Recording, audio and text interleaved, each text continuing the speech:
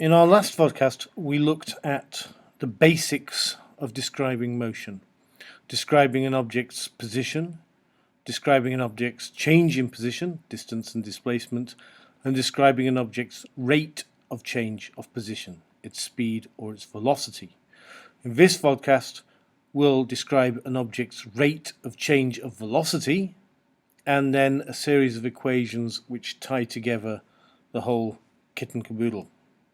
So acceleration is defined as the rate of change of velocity of an object. In other words, the rate of change, using the equation A, which equals acceleration, don't forget, times New Roman italics, equals delta V, the change in velocity, over delta T, the change in time. This is a vector quantity.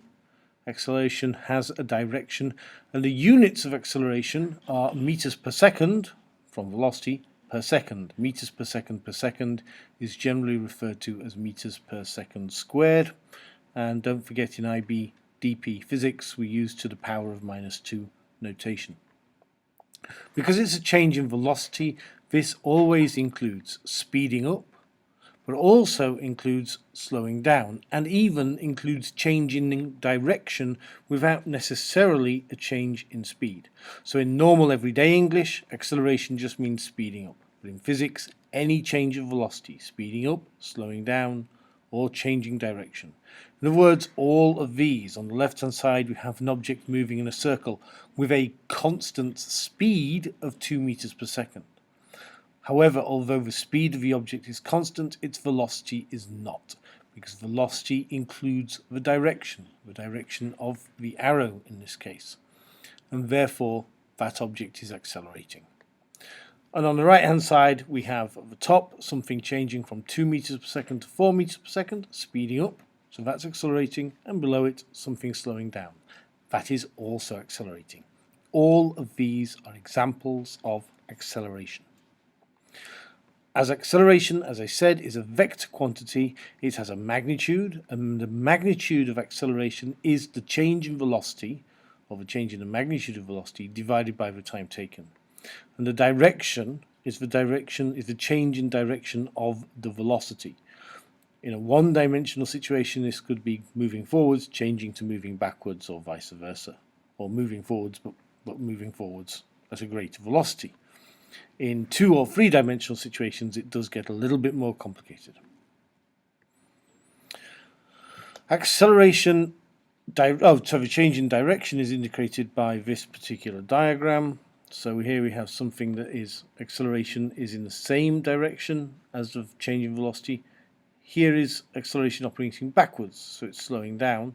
And in circular motion, the object is always moving towards the center of the circle. It just never kind of gets there. Okay, so if the ball wants to move just straight on, instead it's pushed from its point of view towards the left, and since it's continuously pushed towards the left, it moves in a circle. The acceleration, the direction of the acceleration, is towards the center of the circle. The equations and the situations are fairly easy if we deal with constant acceleration. We don't always deal with constant acceleration. There's at least one very big example where we don't, but we often do, just because it kind of makes life a bit easier for us as an introduction. So acceleration, as we've already seen, is change in velocity divided by time taken. We have here introduced you to v and u. V is velocity, but in this case it's specifically the final velocity, whereas u refers to the initial velocity. So in this diagram, a ball of initial velocity u at time 0 accelerates to find final velocity v at times t. And while it does so, it moves through displacement s. A equals v minus u over t equals change in velocity over time, delta v by delta t, dv by dt. If you are studying or have studied or will study calculus, then this will become more familiar to you. I just want to flag it up at the moment that this is a rate of change of velocity, like velocity was a rate of change of position. We can represent this as a graph. So at time t0, the velocity of the object is u, and then over time it increases to final velocity v. And if we have constant acceleration, the gradient of this line will give you the acceleration. We'll be doing a lot more about graphs of speed, distance, time, velocity, acceleration a little bit later. But one thing we can do is rearrange our formulas. Now the average velocity equals the total velocity divided by 2, which also equals the displacement divided by 2.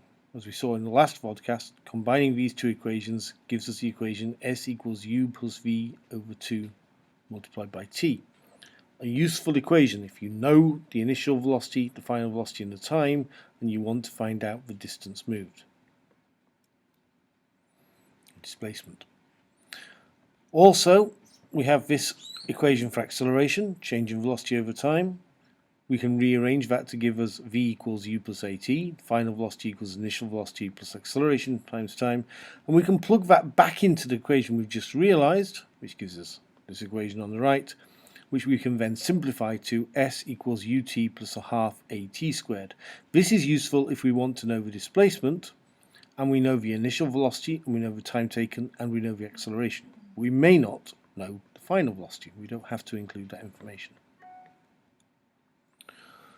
Constant acceleration, A acceleration equals change in velocity divided by time taken, so therefore time equals the change in velocity divided by the acceleration, and we can plug that back into the previous equation, and we get a whole another equation which when rearranging gives us v squared equals u squared plus 2as. This is useful if we want to know the final velocity and we know the initial velocity, the acceleration and the displacement, but we don't know the time. Okay, or by rearranging it, of course, any one of those given that we know the other variables. So these four equations taken together are known as SUVAT. They're known as SUVAT from the symbols that are used. S for displacement, U for initial velocity, V for final velocity, A for acceleration, and T for time. And those four equations, there's nothing magical about them. They're just handy little shortcuts to let you calculate the value of one if you know the value of the others, either directly or by rearranging. Most of them you can work out by yourself by simply knowing the real basic equations. They're given to you in the data booklet, but if you know how to use them, if you learn how to use them, it'll just save you time in situations where you need to find these answers. The one thing you must always remember when using these equations is they only work for constant acceleration. That includes a value of 0, so no acceleration, but the acceleration must not change during the duration of the question. An example: a ball is moving with an initial velocity of 5 meters per second. It accelerates. 5 seconds later it's going at 10 meters per second. How far did it go? Well, here we choose the right one. Well, we know the initial, we know the final, we know the time. We don't want to know the displacement, so this equation will be the obvious one to use. S equals u plus v over 2 multiplied by t, 5 plus 10 divided by 2 times 5, 37.5 meters. Easy.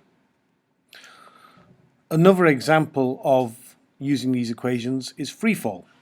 Objects falling under gravity have a constant acceleration. They always accelerate at minus, assuming we make positive up, then negative is down, and we accelerate down, so minus 9.8 meters per second squared. If a penguin is thrown vertically upwards at 5 meters per second, then what will the penguin's displacement be after 5 seconds? The situation is shown in this diagram. Okay, so initial velocity is 5, acceleration is minus 10, we know t equals 5. Well, S equals ut plus a half at squared would be the appropriate equation here. Initial velocity, time, acceleration. Plug all the numbers in, and you'll notice that u was positive, we're throwing it up, but the a is negative, it's going down, accelerating down, which gives us a final answer of minus 100 meters. So the penguin will be below the thrower, so it must have been thrown from a cliff. Okay, thank you very much.